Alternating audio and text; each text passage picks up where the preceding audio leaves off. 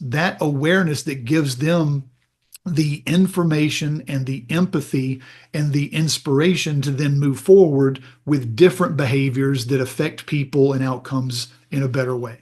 Welcome to Unstoppable Podcast with Harry Sardinas, inspiring conversations with influential millionaires, investors, thought leaders, entrepreneurs who are making a massive difference with their innovative products and services, and sharing the challenges and wisdom of how they sold their first million. Culture that actually when we grow, we can improve that culture, because people think that the culture also evolves, because when you have a startup, you have 5, 10, 15 people with you working 8, 12 hours, giving everything in order to make that to succeed. But then when you span and you have 200, 300 employees, you cannot expect everybody to be working in that culture. The culture also evolves with the growth of the company. But Sean, the base in the answer that I have given in this broadcast, when we started the company, and actually when we're running the company and growing the company, even corporations, we see that sometimes nobody pays attention too much to culture until something happens. And then you can get out of business. We have with issues with culture. We have stories out there. We're not going to mention companies that, wow, they have to pay attention. Some of them, they can never go back. They literally have gone out of business just because I don't know, they were selling clothes. They were sending an image that or male white people, whatever. And when they find out that they have clients from all types of they were not only white. The people were buying from them, and these by far those companies, and they have failed. So culture, not only with the team, with the employees, but also what kind of culture you reflect, because not only your team have to resonate with your culture, but also your clients, the people buying from you. So tell us a little bit more, Sean. Well, let me do two things, because I think you're absolutely right here. I think the first thing is, how do you define culture? And the issue that I get into when I first have these coaching conversations with leaders and business owners is they think that culture is time off, or it's perks, or it's the break room, or it's foosball tables. And culture, again, those are nice things to have, but they don't define culture. Culture, when I work with organizations, is very simply defined as the behaviors that are allowed and repeated. It's about the behaviors that you see your people repeating over and over. Those ultimately become systems, and systems can obviously scale. But with culture, you need to define your values. And the issue is, when you go from a very small organization of 1 or 2 founders, or a very, very small team of a startup, you understand those values and you're working together very closely, exactly like you mentioned. But as you begin to grow and add people and add complexity, how do you make sure that your culture scales? Well, it goes back to behaviors, and those behaviors need to be examples of those values. And so a lot of times I'll work with organizations to clarify not just what is your mission, again, back to that first thing of goals, but then what are the relationships you've built, and what are the expectations that you set regarding those values? And I think that, to your point, the problem that leaders get into, and that especially small business owners get into, is when you neglect something, you give it a chance to get worse. And you need to absolutely shine a spotlight on your culture, because the most expensive and destructive issue on your team is the one that you haven't addressed. And oftentimes it's that culture where you see, again, we've all had leaks or problems in our house that you end up having to go back, and the damage is significant from something that really started very, very small. And if we can catch something when it's small, it doesn't end up becoming something that sabotages the business that we've invested in building. Underperforming employees, right? Something that is out there in corporate everywhere. And let me tell you what is the main reason, in my opinion, which is actually when people bring employees, those team members to the organization, they haven't checked, they're reading a CV, okay? And they are reading there if that person have the qualifications to do the job that is assigned to do. There is nothing there to the people hiding, taking consideration in culture. And to give you an example, in our own organization, in 17 years that I'm in business, from all our team members, we never hear from anybody in 17 years tell me, Harry, this is not my job. The reason for that, the reason for that is when we hired them, we made them very clear that we are.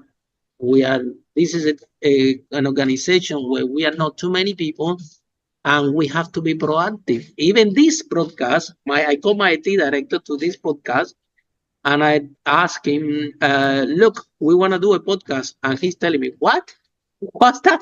I hear, "Why you want to do a podcast?" And said, "Look, I don't have any idea. Clearly, you don't have either." And they told me, "Harry, come, give us 3 weeks." And let's do some research and let's find out something. And after 3 weeks, they come back to me and they told me, Harry, just press the button. That's it. And upload the video. Don't worry. We go to your social media. We get to everyone. We're going to sell all the links to everybody we interview. But this is the culture that we have in our organization. And of course, if somebody comes with a different set of values that they are used to a specific type of job, and it's a repeated job, things new are not going to appear. No, it's never that someone with this background will fit in our organization. Maybe in another organization, they are perfect, but not in our.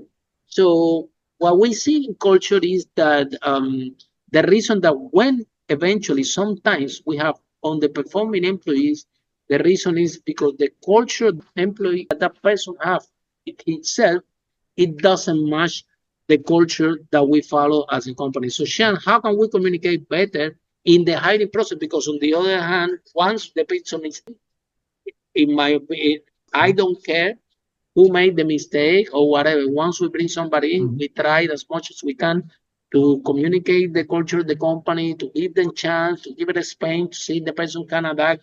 This is a very expensive situation, and very rarely the person stays, to be honest.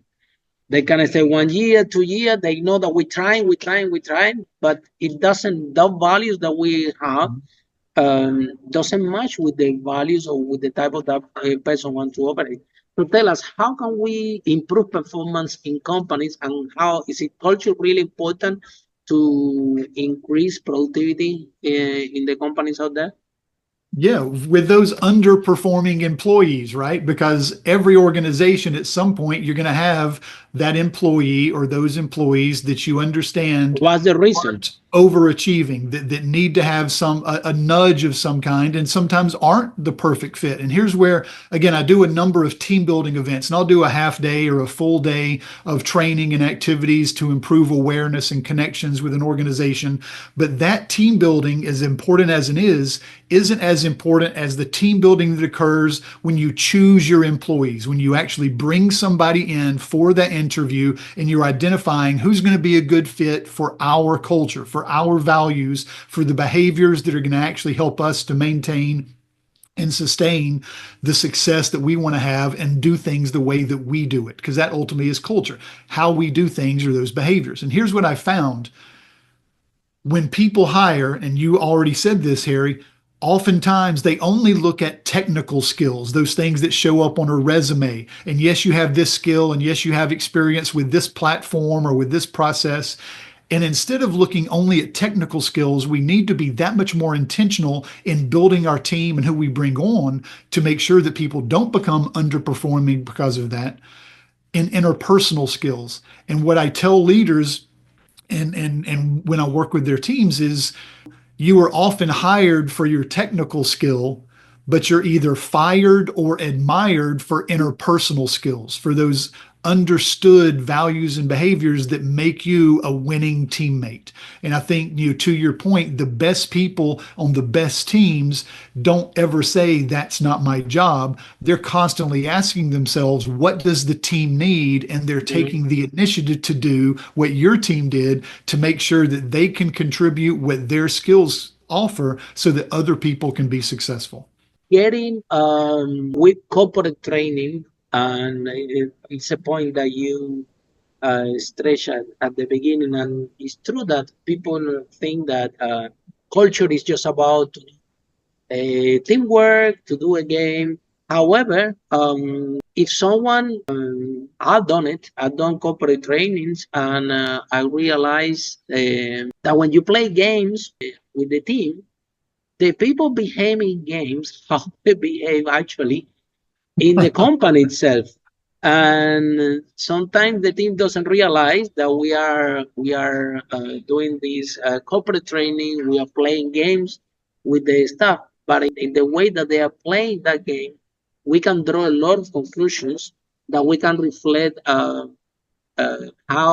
because this is the CEO of the company. The CEO come and tell us, Harry, they're coming late. They don't want to rotate. They want to fix it. This is how they come to me. And then I had to, we prepare a tailor workshop for that company, and we design some games. And after we can come back with the report and say, look, this is the situation here. These employees, they're not fitting for the culture in this sector. Maybe put them around here, try to move them around, try to replan the whole thing, because in the current design, it doesn't work. There's a lot of friction. And so, Sean, I know that sometimes CEOs and HR managers and bigger organizations, they see that, bringing a corporate training like you or to the organization is like, well, I have this money to spend. Let me bring anybody. Let me do this. If they're gonna have some fun, I don't really care. How important is to improve the performance of the organization? Because I done it myself, and you see, when somebody say, when you play chess, somebody that is looking from outside can even see more than when the people that are inside the organization. So how important is corporate training in order to bring someone from outside to actually assess the productivity in the company and assess if that team is actually enrolled with the culture of the company, or what sometimes a little change can make a massive difference for the company. So what's your view on this? Yeah, well, I think that training normally takes two forms within organizations. And some of the training is necessary technical training. They need to have a certain set of skills. They need to understand a platform. They need to be introduced to a process and have a chance to work through that. And technical training is important and valuable. And that's not what I do. And that's not what a lot of trainers do, because the other type of training that you mentioned is that interpersonal skill, is how do you actually develop people as leaders and as teammates to be more effective and to be better in their role because they have increased awareness. And my job when I go in, and I love the fact that you mentioned games, because I do facilitate activities, and a lot of them are challenges and a lot of them are fun, and I want people to have a great time during my events. But if all they do after that 3-hour half day or 6-hour full day session is leave and they come back and say, man, we had a great time with Sean, I've not done my job. I want to make sure that they have a great time, but those challenges and the laughter and the conversations and the interactions and the discussion that follows, they need to be relevant and provide actionable insights that help them be better moving forward. I want to make sure that 3 months or 3 years later, they're using vocabulary that I introduced so that the team maintains and continues to improve their productivity. And I think that specifically, when you think about the type of training that is really something that moves the meter and changes the trajectory of a team, everything that you do, and this is what led to my most recent book, honestly, Harry, is What Effective Leaders Do. That book that's coming out in June is completely focused upon the fact that leaders and teammates don't get better because they have more experience. We've all had a teammate or a leader that's been in a role for 15 years and they've not done a better job. What gives people the chance to do a better job is increased awareness. And it's that awareness and appreciation of their tendencies and how their attitude and actions affect others and who they depend on. It's that awareness that gives them the information and the empathy and the inspiration to then move forward with different behaviors that affect people and outcomes in a better way. Follow us for more interviews with the world's most influential, audacious entrepreneurs that overcame challenges and adversity, providing you with the blueprint of how they sold their first million so you can grow your business exponentially.